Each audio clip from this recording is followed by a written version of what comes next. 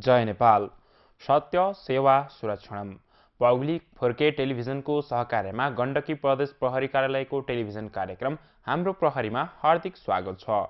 समाजमा घटेका विभिन्न अपराधहरूको सूक्ष्म अनुसन्धान, दोषीलाई कारबाही र पीडितलाई न्याय प्रदान गर्दै अपराध रहित समाजको निर्माण गर्ने उद्देश्यका साथ साप्ताहिक रूपमा हामीले यो कार्यक्रम प्रस्तुत गर्दै आइरहेका छौं।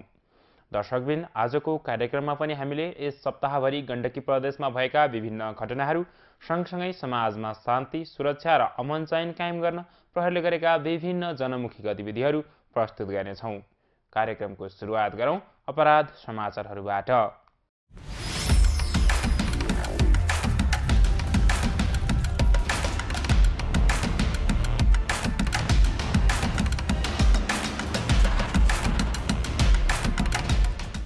इलाका प्रहरी कार्यालय रजहर नवलपरासी पूर्वको प्रहरी टोलीले यही माघ 5 गते लागु औषध ट्रामाडोल र एनार्गन सहित एकजनालाई पक्राउ गरेको छ। पक्राउ पर्नेमा जिल्ला नवलपरासी पूर्व गैंडाकोट नगरपालिका 17 अमरापुरी बस्ने वर्ष 33 को तुलबहादुर विक रहेका छन्। जिल्ला नवलपरासी पूर्व देवचुली नगरपालिका 17 कुलेनी स्थितमा लागु औषधको अवैध कारोबार भइरहेको भन्ने विशेष सूचनाको आधारमा खटिएको प्रहरी टोलीले झहरे खोलाबाट कुलेनीतर्फ जाँदै गरेको लु 1H 2680 नम्बरको अटोलाई रोकी चेक जाँच गर्ने क्रममा चालक तुलबहादुर विकले ज्याकेटको गोजीमा लुकाई छिपाई राखेको ट्रामाडोल 671 क्याप्सुल, एनार्गन 671 ट्याब्लेट र नगद रु 4335 सँगै एक थान मोबाइल फेला पारेको थियो। पक्राउ परेका निजुपर लागु औषध सम्बन्धी कसुरमा मुद्दा दर्ता गरी थप अनुसन्धान भइरहेको छ।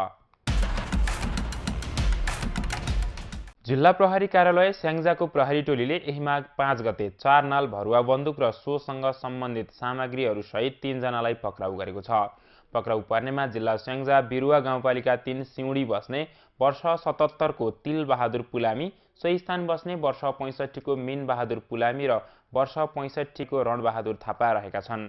जिल्ला स्याङ्जा बिरुवा गाउँपालिका 3 सिउडी स्थित विभिन्न घरमा अवैध भरुवा बन्दुक लुकाई छिपाई राखेको छ भन्ने विशेष सूचनाको आधारमा खटिएको प्रहरी टोलीले निजहरूको घर खान तलासी गर्ने क्रममा तिलबहादुर पुलामीको घरबाट एक नाले भरुवा बन्दुक 2 थान, बारुद 223 ग्राम, छर्रा 31 थान, छर्रा बनाउन प्रयोग हुने सिसा 1 थान, भरुवा बन्दुकमा प्रयोग हुने फलामको घोडा 1 थान, मिनबहादुर पुलामीको घरबाट एक नाले भरुवा बन्दुक 1 थान, भरुवा बन्दुकमा प्रयोग हुने भित्र छर्रा 17 थान, बारुद 50 ग्राम, केप 2 थान र रणबहादुर थापाको घरबाट एक नाले भरुवा बन्दुक 1 थान, भरुवा बन्दुकमा प्रयोग हुने छर्रा 23 थान, बारुद 370 ग्राम, केप 5 थान फेला परेको थियो।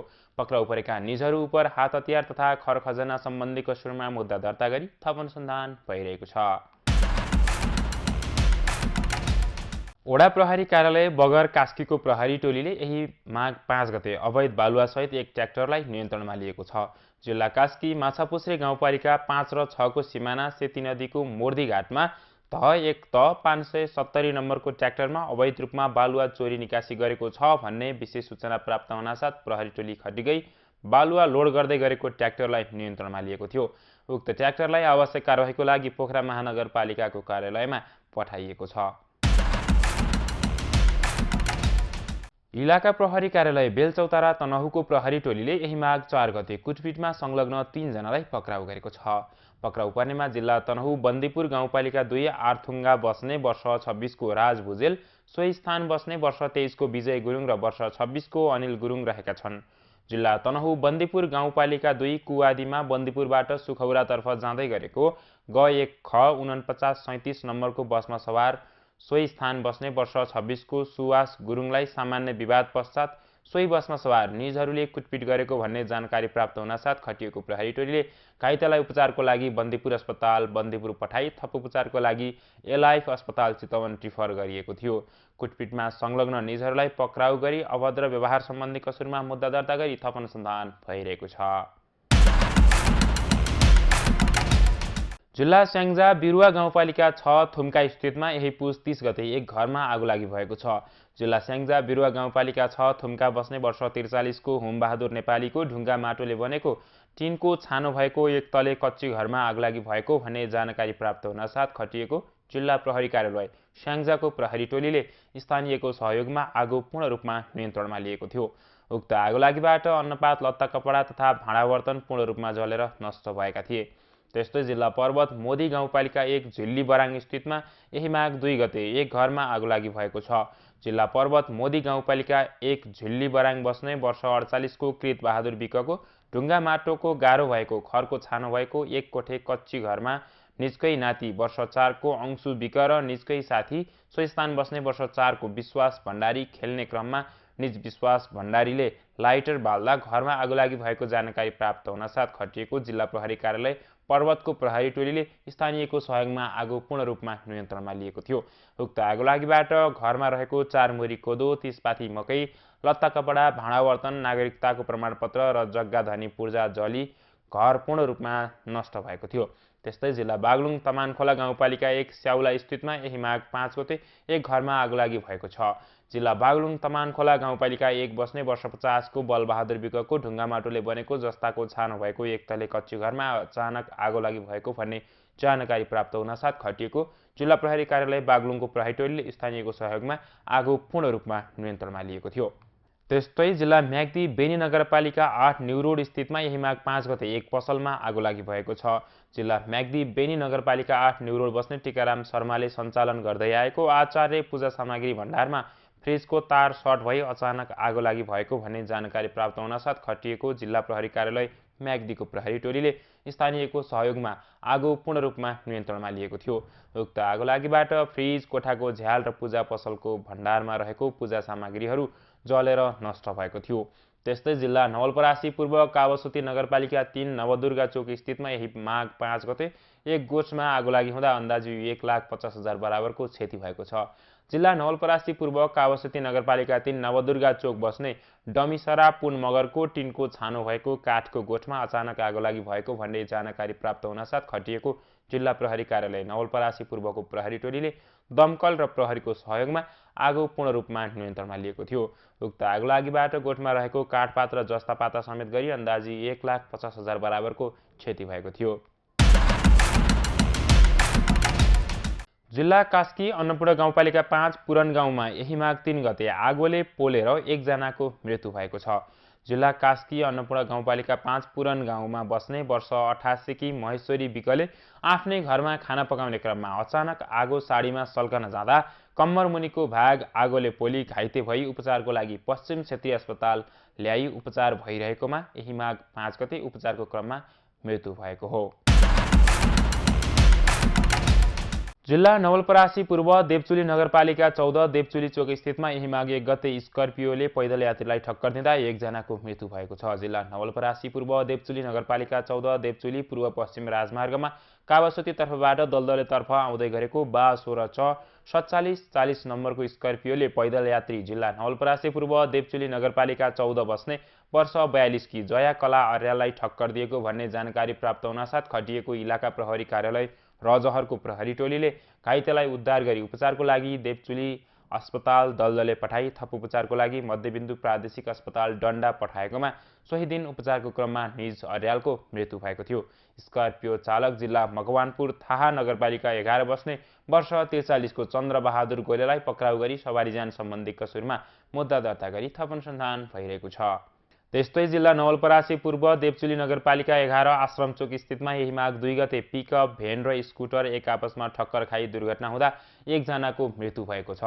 जिल्ला नवलपरासी पूर्व देवचुली नगरपालिका 11 आश्रम चोक स्थित भित्री सडक खण्डमा धारापानीबाट दलदले तर्फ आउँदै गरेको ग1 ज 5930 नम्बरको पिकअप भ्यान र दलदलेबाट धारापानी तर्फ जाँदै गरेको गण्डकी प्रदेश 04-001 प 9106 नम्बरको स्कुटर एक आपसमा ठक्कर खाई दुर्घटना भएको भन्ने जानकारी प्राप्त हुनसाथ खटिएको इलाका प्रहरी कार्यालय रजहरको प्रहरी टोलीले घाइतेलाई उद्धार गरी उपचारको लागि देवचुली नगर अस्पतालमा पठाएकोमा स्कुटर चालक जिल्ला रुकुम मुसिकोट नगरपालिका 8 घर भई हाल जिल्ला नवलपरासी पूर्व देवचुली नगरपालिका 9 बस्ने वर्ष 20 को चेतन राम खड्काको सोही दिन उपचारको क्रममा मृत्यु भएको थियो। पिकअप भ्यान चालक जिल्ला नवलपरासी पूर्व बौद्धिकली गाउँपालिका 1 बस्ने वर्ष 34 को जमान सिंह राणालाई पक्राउ गरी सवारी ज्यान सम्बन्धी कसुरमा मुद्दा दर्ता गरी थप अनुसन्धान भइरहेको छ।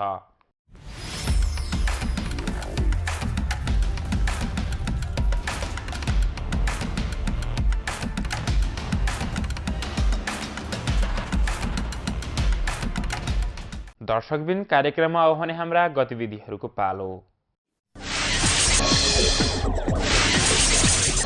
जिल्ला प्रहरी कार्यालय बागलुङको सहकार्यमा जिल्ला विपद व्यवस्थापन समिति बागलुङको आयोजनामा बागलुङ नगरपालिका 2 ट्राफिक चोक स्थितमा यही पुस 29 गते विपद जोखिम न्यूनीकरण सम्बन्धी कार्यक्रम सम्पन्न भएको छ। व्यवस्थापन समिति अन्तर्गत जिल्ला प्रशासन कार्यालयका प्रमुख जिल्ला अधिकारी कृष्ण प्रसाद शर्माको अध्यक्षतामा सञ्चालित उक्त कार्यक्रममा जिल्ला प्रहरी कार्यालय बागलुङका प्रमुख प्रहरी उपरीक्षक तिलक भारती, सशस्त्र प्रहरी बल गुल्म हेडक्वार्टर रातामाटाका सशस्त्र प्रहरी नायब उपरीक्षक सूरज खड्का, श्री कालिकाजङ गणका सहायक सेनानी खगेन्द्र चन्द, गण्डकी प्रदेश प्रहरी विपद व्यवस्थापन गुल्मका प्रहरी प्रमुख प्रहरी निरीक्षक प्रकाश रावत र जिल्ला प्रशासन कार्यालयका अधिकृत तथा कर्मचारीहरू, विभिन्न सरकारवाला निकायका प्रमुख तथा पदाधिकारीहरू, होटल व्यवसायीहरू, टोल विकास संस्थाका पदाधिकारी तथा सदस्यहरू लगायत स्थानीय जनप्रतिनिधिहरूको उपस्थिति भएको थियो। उक्त कार्यक्रममा विपदजन्य घरमा प्रयोग हुने सिलिन्डर ग्यासबाट हुने आगलागी नियन्त्रण र यसबाट हुन सक्ने घाइतेको उद्धार सम्बन्धी प्रशिक्षण तथा अभ्यास गराइएको थियो। दर्शकबिन कार्यक्रममा अब भने जनचेतनामूलक भिडियो सामग्रीको पालो। वन डढेलो नियन्त्रण तथा न्यूनीकरणको लागि गण्डकी प्रदेश प्रहरी कार्यालय पोखराको अनुरोध। तपाईँ हाम्रो एक सानो गल्ती वा लापरवाहीले ठूलो जनधनको क्षति भई प्राकृतिक विनाश निम्त्याउन सक्दछ। वन डढेलोले क्षणभरमा नै प्राकृतिक स्रोत, वन पैदावार, वन्यजन्तु र जैविक विविधताको तहस नहस गरी मानव बस्ती र गाउँघरमा समेत आगोलागीको जोखिम निम्त्याउँदछ। तसर्थ वन डढेलोलाई सामान्य रूपमा नलियौं। चुरोट, बिडीका ठुटाहरू ननिभाई जथाभावी नफालौं। सलाइ, लाइटर र अन्य आगोका स्रोत बालबालिकाहरूले नभेट्ने सुरक्षित स्थानमा मात्र राख्ने गरौं। हुरी बतास चलेको समयमा खुल्ला स्थानमा आगो नबालौं। सुक्खायाममा घर बाहिर प्रयोग हुने खुल्ला चुलोहरू सकेसम्म बन्द गरौं। चुलो बाल्नै परे विशेष सावधानी अपनाऊ। आगोको काम सकिएपछि राम्ररी निभाऊ। आगोलागी तथा डढेलो लाग्न नदिन स्थानीय सर्वसाधारण, विद्यार्थी, सामुदायिक वनका उपभोक्ताहरू सबैमा व्यापक जनचेतना फैलाऊ। वन क्षेत्रमा मानिसहरू हिँड्ने बाटोको दायाँ बायाँ तथा घरबारी वरिपरि रहेका पात पतिङ्गर जस्ता सजिलै बल्न सक्ने पदार्थलाई हटाई सफा राखौं। जंगलमा हुने डढेलो नियन्त्रण गर्न तथा बस्तीमा छिरी ठूलो क्षति हुन नदिन समयमा नै जंगल र बस्तीको बीचमा रहेको तथा जंगलभित्र रहेको बाटोहरू, अग्निपथ सफा गरौं। वन जंगलभित्र रहेको पानीको मुहान, पोखरीको बारेमा सबैले जानकारी राखी पानीको स्रोतको संरक्षण गरौं। डढेलो लागिहाले यस्ता पानीको स्रोतको उपयोग गरौं। वन क्षेत्रमा चोरी, सिकारी, तस्करी र अतिक्रमण जस्ता दण्डनीय कार्य गर्न नदियौं।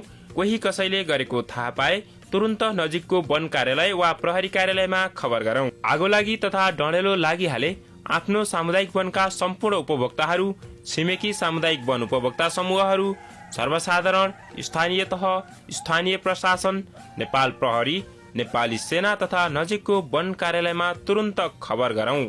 स्थानीय उपलब्ध स्रोत साधनको प्रयोग गरी आफ्नो ज्यानमा खतरा नहुने गरी वन डढेलो निभाऊ। वन डढेलो लाग्न नदी सबैले जिम्मेवार र सचेत नागरिकको भूमिका निर्वाह गरौं। वनमा आगो लगाउनु दण्डनीय अपराध हो। डढेलो लगाउने व्यक्तिलाई पहिचान गरौं र कानूनी कारबाहीको दायरामा ल्याउन सहयोग गरौं।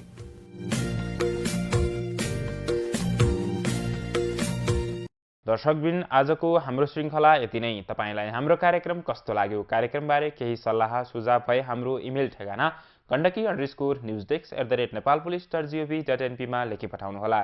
तथा केही घटना र सूचना भए नजिकको प्रहरी कार्यालय वा 100 मा फोन गरी जानकारी गराउनुहोला। जय नेपाल।